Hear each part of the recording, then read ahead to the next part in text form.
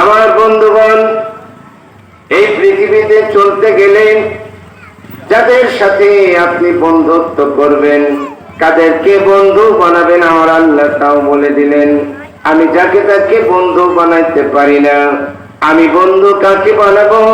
আল্লাহ রাব্বুল আলামিন কোরআনুল কারীমে বলে দিলেন, ইয়া আইয়ুহাল্লাযীনা আমানু লা তাত্তাখিযুল কাফিরিনা আউলিয়া মিন দুনিল মুমিনিন। আমার আল্লাহ বললেন, ও বান্দা, ও ঈমানদারেরা শোনো, তোমরা মুমিন বান্দাদের বাদ দিয়ে কাফেরদেরকে বন্ধু হিসেবে গ্রহণ করবে না। তাহলে যাকে তাকে বন্ধু বানাইতে পারবো?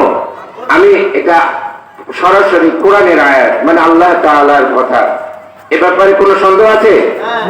আমার আল্লাহ বললেন, রব্বুল আলামিন যেমন মুমিন বান্দাদেরকে বন্ধু বানাইতে গেলে কাকে বন্ধু বানাবে আমার আল্লাহ যেমন জানিয়ে দিলেন, ঠিক তেমনি শুধু বন্ধু কাকে বানাবে তাই নয়, মুসলমানের জন্য সব থেকে বড় শত্রুকে আমাদের জানতে হবে।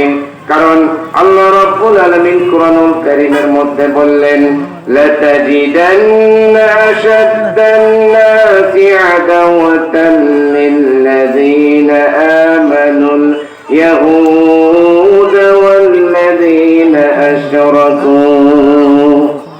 আমার আল্লাহ বলেন, বান্দা, শত্রুতার দিক থেকে সব থেকে বড়, কঠিন আর কঠোর শত্রু হলো কারা?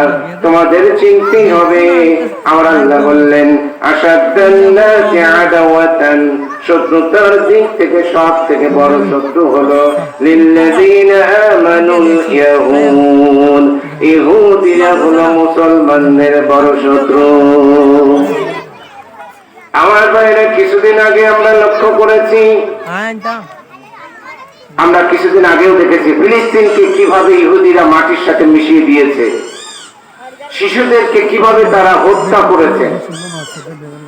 আমরা তারা হসপিটাল গুলো কেউ ছাড় দেয় নাই, হসপিটাল গুলোতে বোমা করে বোমা মেরে একেবারে আকাশের সাথে মিশিয়ে দিয়েছে। বলেন ঠিক কিনা? গর্ভবতী নারী মা বোনদেরকে তারা শহীদ করেছে।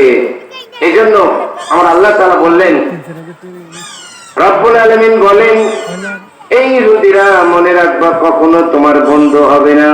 এই ইহুদিরা হলো তোমাদের 1 নাম্বার শত্রু। আর 2 নাম্বার শত্রু কারা?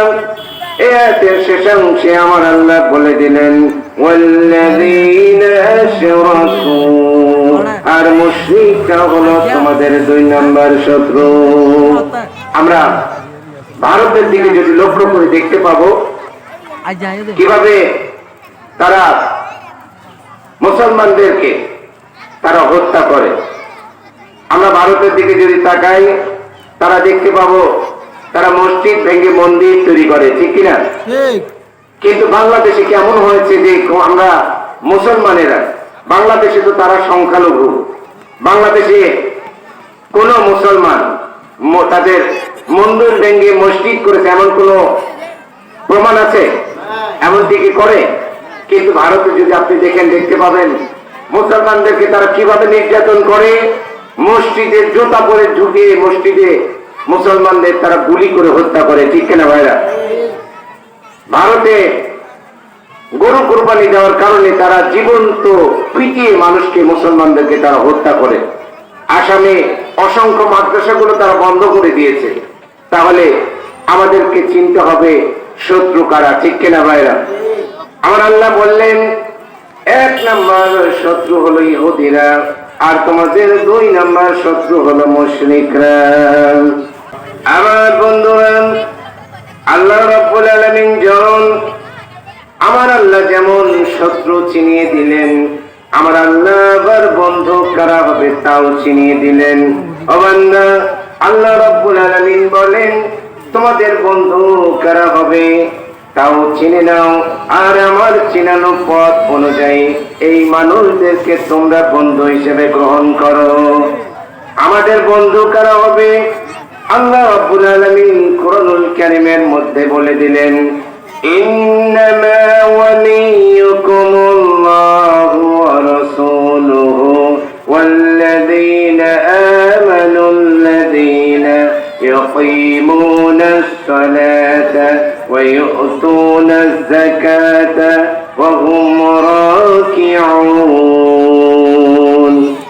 আমার আল্লাহ বললেন বান্দা তোমার এক নাম্বার ওলি হলো আমার আল্লাহ।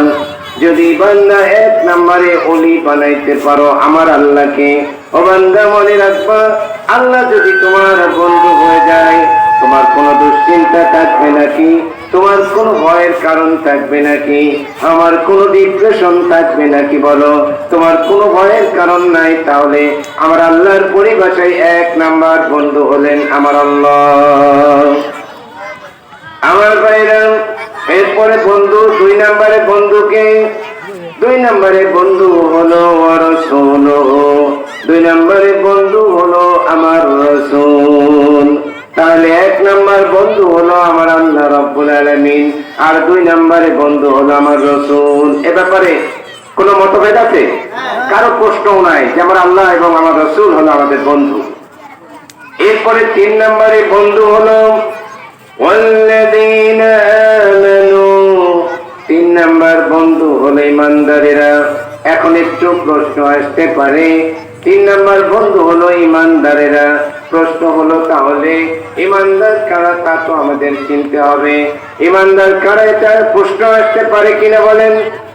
এই প্রশ্নের উত্তর আমার আল্লাহ ইয়াতে দিয়ে দিলেন, الذين يقيمون الصلاة ويؤتون الزكاة وهم راكعون।